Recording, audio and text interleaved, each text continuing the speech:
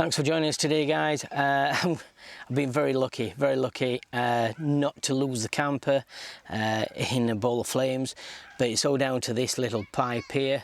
So stick around and I'll explain what happened.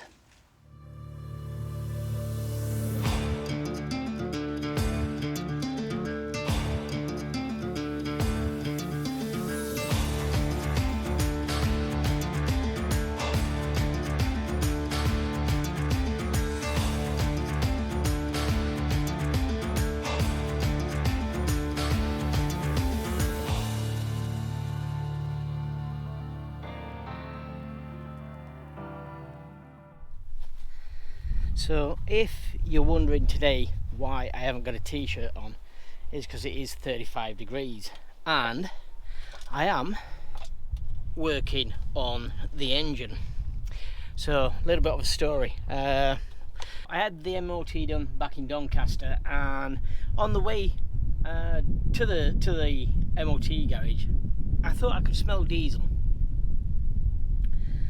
Never really give it a thought, and had the MOT done. EB passed the MOT. There's a couple of minor things what needs doing. One of those is actually down here. I'll show you this front spring mount here. It needs a new bushing here, so that's one of the jobs what needs doing. And the other thing is on the prop shaft. The rear prop shaft, as it comes out of the transfer box, it needs a new seal in there. So a couple of minor jobs. But anyway, the story continues. I'm coming down the M1, smelling diesel again. Gets on the M25 all the way around to Heathrow, the busiest part of the M25, and I pulls up in traffic and I had smoke coming from behind the cab. Not smoke as in fire, but smoke as in nearly fire. So I pulls over to the hard shoulder, let the engine cool down for about 10 or 15 minutes, got on Google Maps and found that just off the M4 there was a lay-by, and it was probably within about 1.5 miles away. So I thought, right, get in the truck, drive there, park in the lay-by, and then investigate what's happened. Fire extinguishers on standby, and what had happened, basically I mean, you could probably see still some remains of diesel down here. Yeah, basically the fuel spill-off pipes, which are these ones here, which return back to the tank, as you can see, some of these are actually quite worn. And this particular one just here, as you can see, it's plastic. So it's not the original one, but the original one rubbed through on the engine, and that's where the diesel were spilling out. Not masses of, amount, but nevertheless it was leaking diesel all over the engine. Now I do carry spare hoses, especially for the heating water system. Not every size, just a few. But I didn't have any of this diesel spill-off pipe. So as it happened, I've got this plastic pipe, and I think the internal diameter was about 3.2, 3.4, which is the correct size for the diesel spill-off. So thankfully I replaced that. It is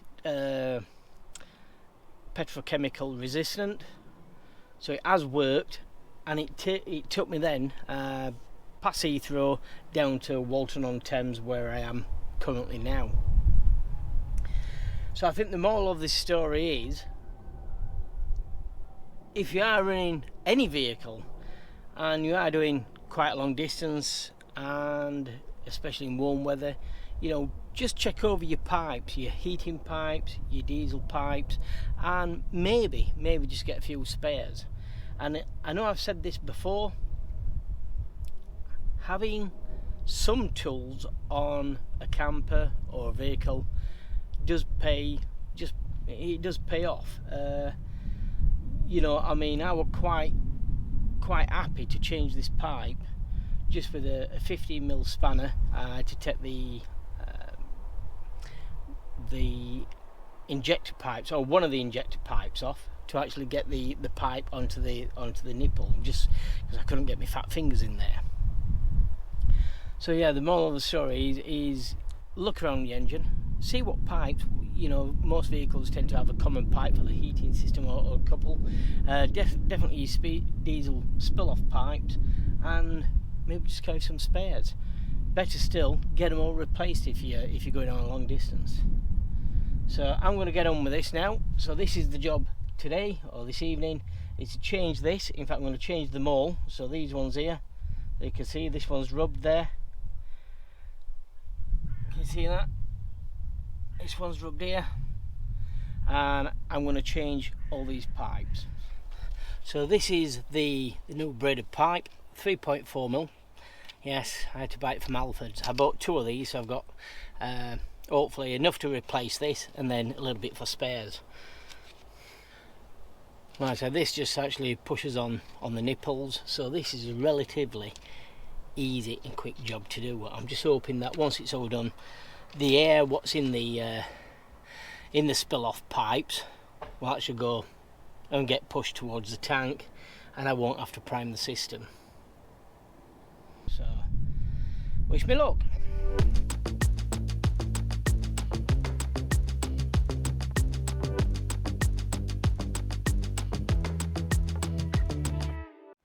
Well, that's the job complete. It's probably taken about 3/4 of an hour.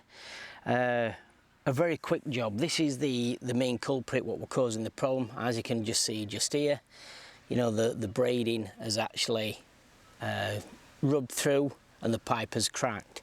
Now when I replaced all the pipes, so I've used about 2 meters worth of this fuel line, but when I'm actually pulling these off, these go from injector to injector, when I was actually pulling these off, the pipes were cracking and you could feel them being very brittle, unlike the new pipe here, which is very flexible.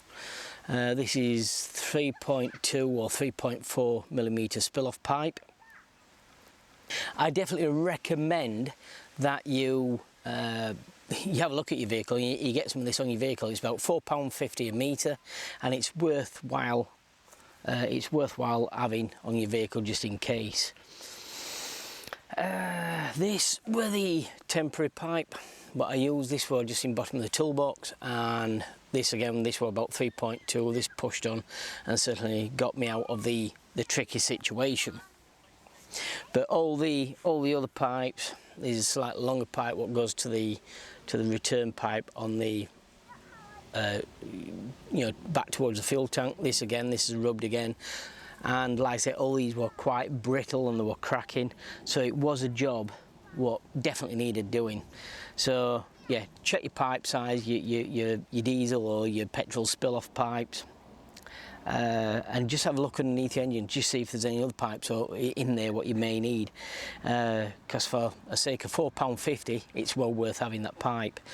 Toolbox, I haven't got a massive toolbox now. I've talked about toolboxes in previous videos. My toolbox is this big, so it's not a massive toolbox, but it has got a good selection of tools in there. So as I've mentioned in previous videos, it's always handy having a toolbox and a basic understanding of how a vehicle works, which is quite awkward in modern vehicles because you cannot see anything, but certainly in the older vehicles like this, you can see what you're working on, hopefully. With that said, everything's good and we're up and running. It has been tested, I have had it running, and everything seems to be working fine, so there's no diesel being spilt. Okay, that's all I've got to say. So it's a short video, but you know, I just thought I'd put this one out there because it is something unusual. We always don't like to talk about as mishaps, but I mean, if people can learn from a mishap, then I think it's a valid point to make a video about that point. So till next time guys, thanks for watching and we'll see you again soon.